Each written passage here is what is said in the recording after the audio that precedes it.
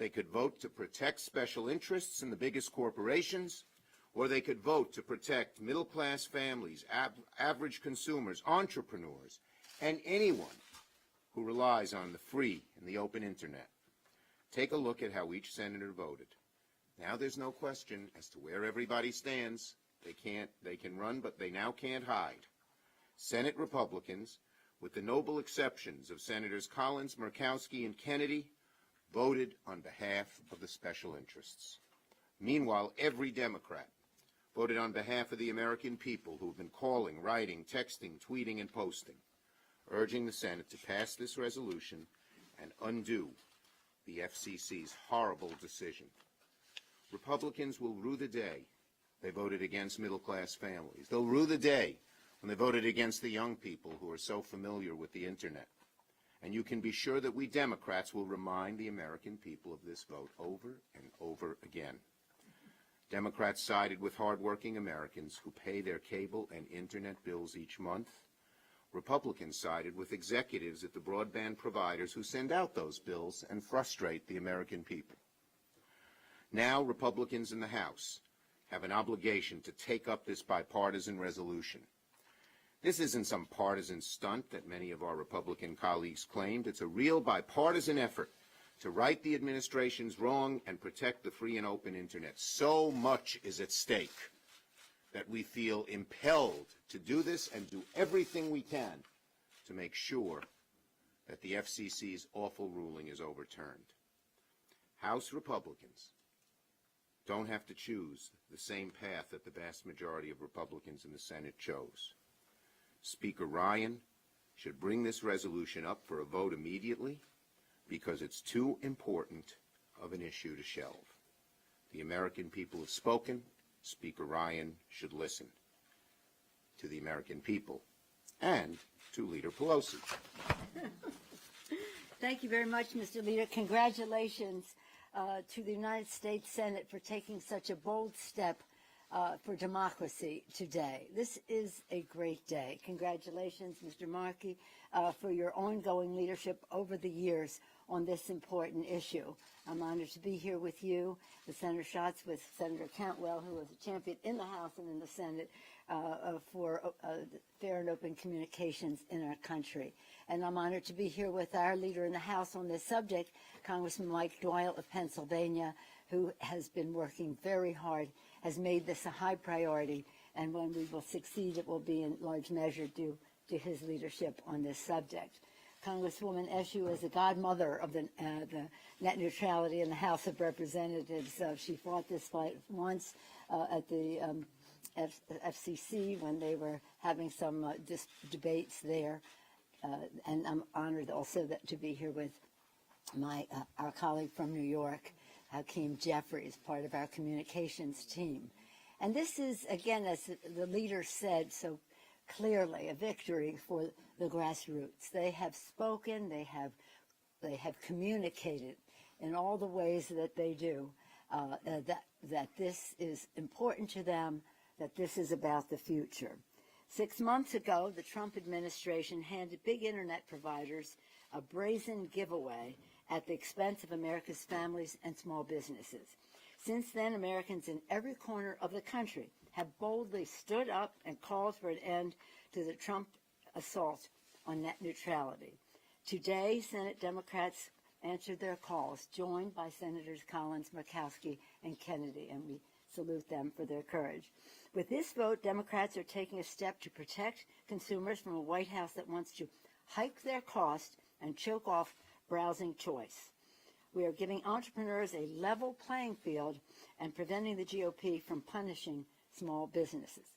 We are ensuring that American entrepreneurship and innovation can continue to be the envy of the world. Young people get it. Net neutrality is about their jobs and their futures. Now the House must do its part and advance Congressman Mike Doyle's resolution to protect net neutrality. House Republicans must join Democrats to bring this resolution to the floor for a vote. Mr. Speaker, give us a vote on net neutrality immediately. Supporting this resolution means supporting our democracy, ensuring the voices of consumers are heard, their will is respected, and the Internet remains open to all. Why would Speaker Ryan and the Republicans want to stand in the way of democracy? While Republicans give the American people a raw deal, the majority of them here, Democrats are offering a better deal. Democrats have a bold plan in this net neutrality to safeguard the open Internet through strong net neutrality protections, to ensure nationwide competitive broadband options for consumers and small businesses, and to expand our better deal for universal high-speed Internet to bring broadband to every neighborhood, school, and farm. Democrats will never stop fighting to defend a free, open Internet for all. That is part of the American way. And now it is my privilege to yield to the distinguished senator from Massachusetts, a fighter for an open Internet for such a long time, an author and leader in the passage of the Telecommunications Act in the 90s, which made this so much of what has happened since then possible. Thank you, Mr. Markey, for your leadership. I'm pleased to yield to you. Thank you, Madam Leader, and thank you for all of your historic leadership on all of these issues. Senator Schumer, Representative Doyle, Senator Cantwell, Representative Eshoo, Senator Schatz, Representative Jeffries. This was a team game to get to this point. Senator Schumer decided right up front that this was going to become an issue that the Democrats would lead on, that we would ensure that there was a national debate. So I want to thank him for helping to frame this as a national debate, and it is, as of today, that. It's just going to build from here. So today, the Senate took the most important vote on the Internet in its history, and the American people won. This vote is to keep net neutrality on the books, and it is a major victory for consumers, for entrepreneurs, for small businesses, for rural America, for every family in America. It is a victory for our economy. It is a victory for our democracy. We thank Senator Kennedy. We thank Senator Collins. We thank Senator Murkowski for their votes on this issue. It could not have happened without them. But when we talk about a free and open Internet, we mean an Internet that is free from corporate control and open to anyone to communicate, to innovate, and to connect. Net neutrality is simple. After you pay your monthly bill to your Internet service provider, you should be able to access all content on the web at the same speed as your neighbor or the biggest company in your hometown. No slowing down of certain websites, no blocking websites, no setting up Internet fast lanes and slow lanes and charging you more on your monthly bill to make a website load faster or to get access to them. None of that. We want to keep bills low and Internet speeds high for everyone. Net neutrality makes that possible. Today, with this historic vote, the Senate has put the Trump administration on notice, and now House Republicans will have a choice: to be on the side of the American people or hold hands with President Trump and his big corporate and lobbyist cronies. We know that net neutrality is a midterm movement builder. A key question for anyone on the campaign trail in 2018 will now be, do you support net neutrality? Every candidate in America is going to be asked that question. The answer for the overwhelming number of Americans is yes. And that's why this vote today in the Senate is so important. I thank all of my colleagues for their support. This is just the beginning. This is going to be an issue that animates American politics for the rest of this year. And with Nancy Pelosi, the leader of the discharge petition in the United States House of Representatives, is my friend Mike Doyle from Pennsylvania. Welcome, Mike. Thanks, Ed. Beautiful. First of all, I want to congratulate my Senate colleagues, Senator Schumer, Senator Markey, all my Senate colleagues. Congratulations today for passing this bill. This is a historic day for net neutrality in Congress. and a historic victory for those who have fought for a free and open internet for every American who uses it. You know, this isn't a partisan issue. Americans overwhelmingly support net neutrality. Not just Democrats, Republicans, Independents, by over 80% support net neutrality. It's about protecting small businesses, students, innovators, entrepreneurs, and competition. These are the policies that every American benefits from, and it enables our modern economy. That's why I have introduced a companion CRA in the House, and I'm going to continue to work with the leadership in the House to bring this to the floor. But I'm also going to begin a discharge petition, which we will have open for signature tomorrow morning. And I urge every member who supports a free and open internet to join me and sign this petition so we can bring this legislation to the floor. Everyone who believes in a free and open internet needs to urge their member of Congress to sign the discharge petition and to co-sponsor the CRA. As Ed has said, it's time for the American people to know where their member of Congress stands on net neutrality and whether they support a free and open internet. If you believe that's important, pick up your phone, call your member of Congress, and ask them if they've signed the discharge petition in the House, and if not, why not? Because we're going to hold people accountable on Election Day. The public will know who supports this and who doesn't. It gives me great pleasure to introduce someone who's been a strong, strong advocate in the fight for net neutrality, Senator Cantwell. Thank you. It's great to be here with Leader Pelosi and Leader Schumer and my colleagues from the House of Representatives. The Senate, in bipartisan fashion today, took the first step forward in preserving the strong internet economy that is 7% of our GDP, but 13% of the Northwest economy. So I'm pretty sure I heard a pretty loud cheer go up in Seattle. We are doing that because we want to protect what are those strong economies from the artificial slowing down of the internet. But I'm pretty sure our House colleagues are going to side with big cable companies who are hoping that the public did not notice that the Trump-era FCC rolled back strong internet protections. That is why we need the House to take action to protect the consumers and businesses that will be affected by all of this and to protect that strong innovation economy. I know people think that highest tier pricing or pricing at the highest bidder, well, it might work at Christie's if you're having an art auction, but it certainly doesn't work when you are trying to cover a network of internet service and you want essential service for hospitals and educators and small businesses. That's why we want the House to act, to protect the American economy. I will also note, while some people want to know how this bill is going to move forward, there are people within the administration, Earl Comstock, who is also saying that he would like to see the Trump administration get behind this. So would I. Thank you. And now I turn it over to my dear colleague who also fights for the strong internet economy that we so care about on the Northwest and in California, Representative Anna Eshoo. Thank you, Maria. Good afternoon, everyone. I think that this is the most exciting day of this year for us.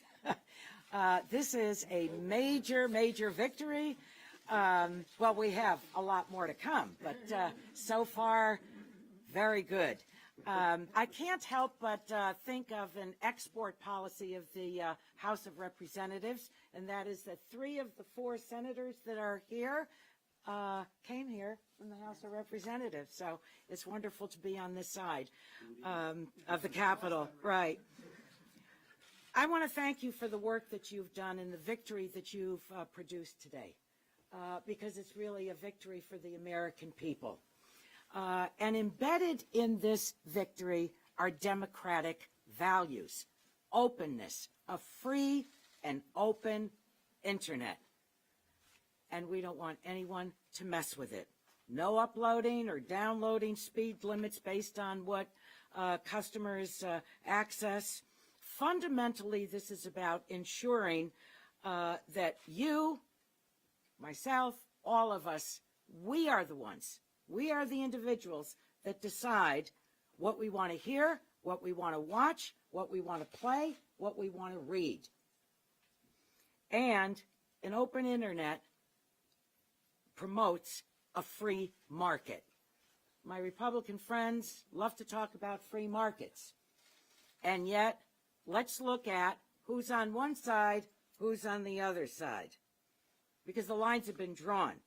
On one side, there are over 1,200 startups, 200 online platforms, over a dozen attorneys general, 60 mayors nationwide, 52 civil and human rights organizations, 120,000 libraries, anchor institutions in all of our communities, 41 small ISPs, and 22 of the pioneers and technologists who helped create the Internet itself, along with millions of the American people. And by the way, these pioneers and technologists are from my district. True, they spread out, but we gave birth to it. So when you look at the other side, a few big guys, a few big ISPs. You have Comcast, you have AT&T, you have Verizon. Look at the contrast. Yesterday, tomorrow, the past and the future. So this is a delicious victory today. And I look forward to replicating the leadership of not only Leader Schumer, Maria Cantwell, Ed Markey. I keep looking at Eddie. That seat is missing next to me in the House, Eddie. Yep. This is an important victory for the American people. And it is for all the reasons that this great invention, this is an American invention, one of the greatest inventions of America. I think it's the greatest invention since the printing press, and it's the backbone of everything. And we don't want these guys messing with it. It belongs to us, not for some corporation to slice up like bologna. The American people don't deserve that. So bravo to all of you. We've got work to do to replicate your work in the Senate. Okay, and now Senator Schatz from Hawaii. Yes, you weren't the House member. I was not. That's why. First thing I want to do is thank Lisa Murkowski, Susan Collins, and John Kennedy. They displayed real courage today. And you know, we politicians have sometimes a tendency to overstate how decisively people feel on our side of the issue. But we are not exaggerating that there is no controversy out there in the world.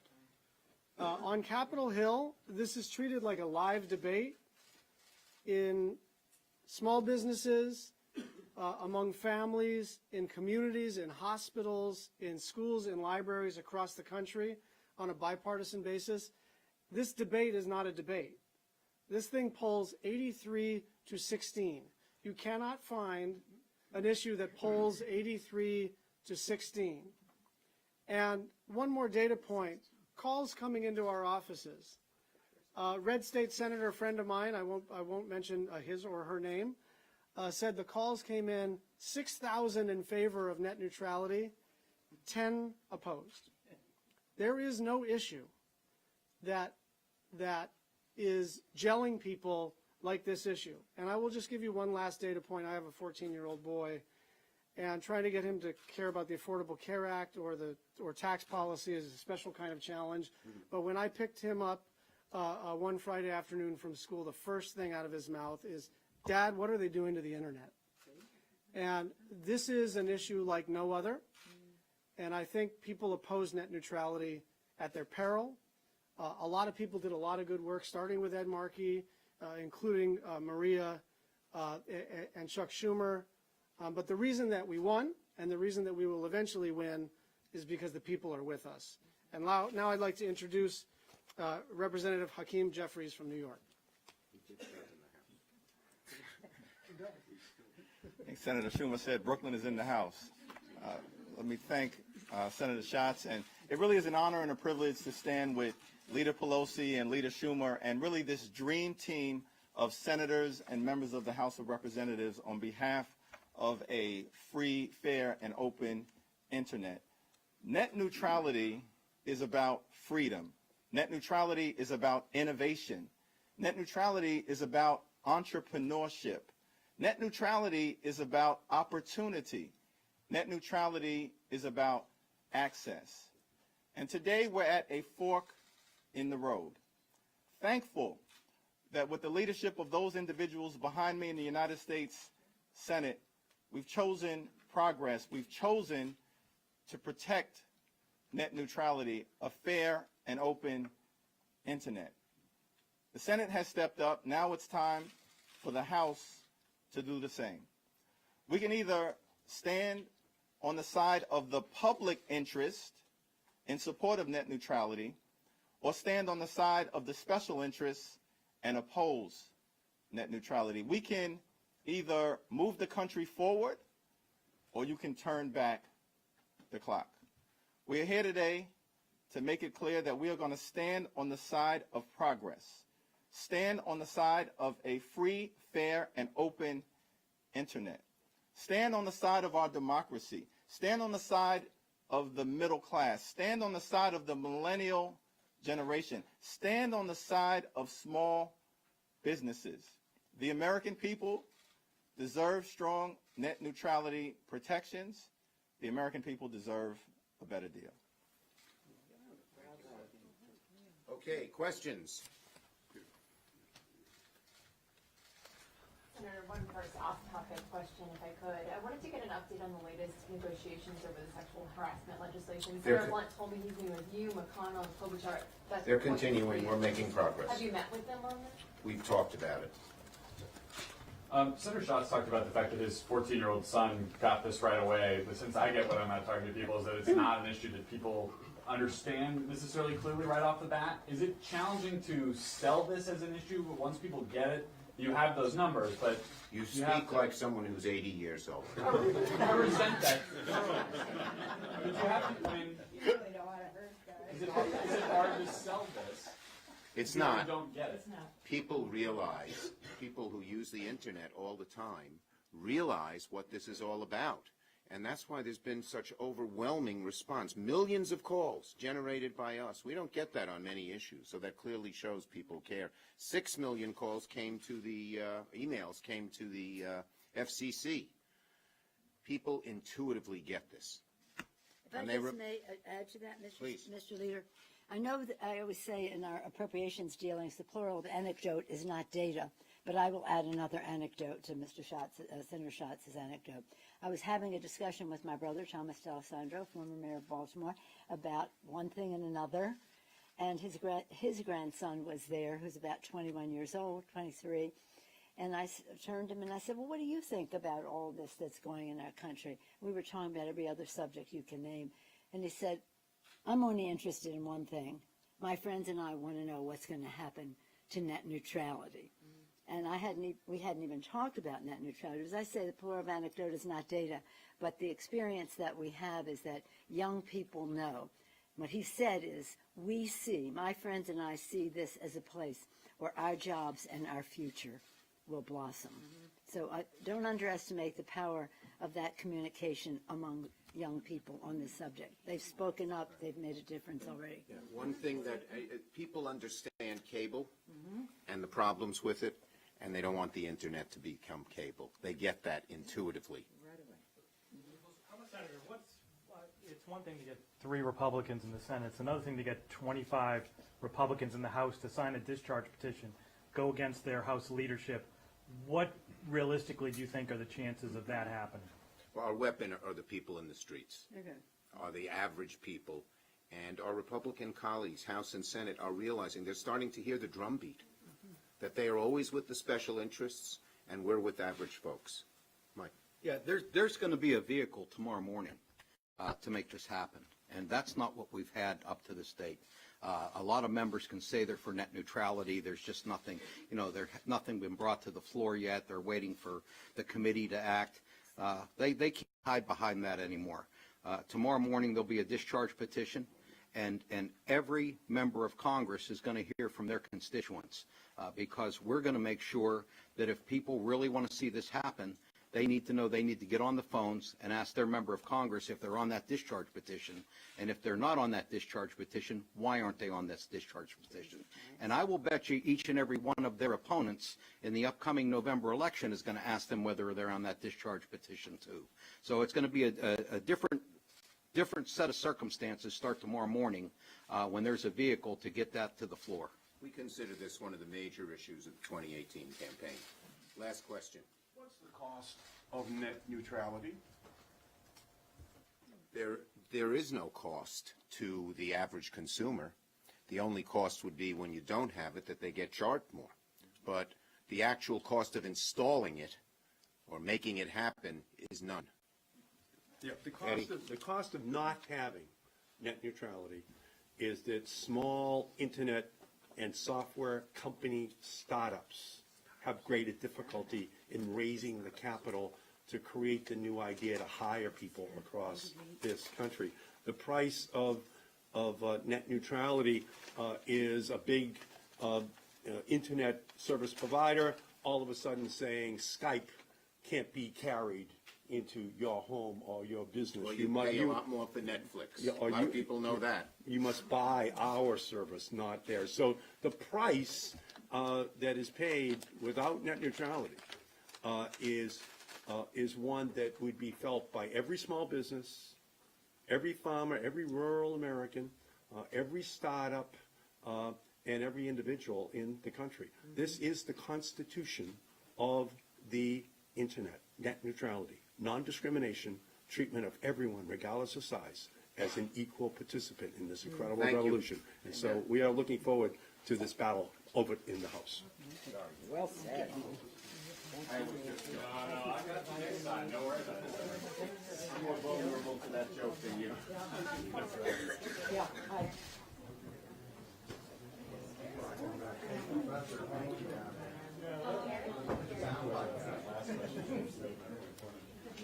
Yes, ma'am.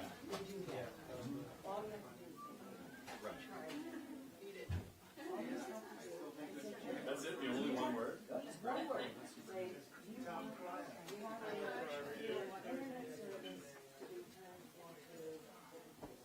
Pay-per-view. All about the capability For the record, of being I feel like I'm confused by this, but I feel like I have to explain.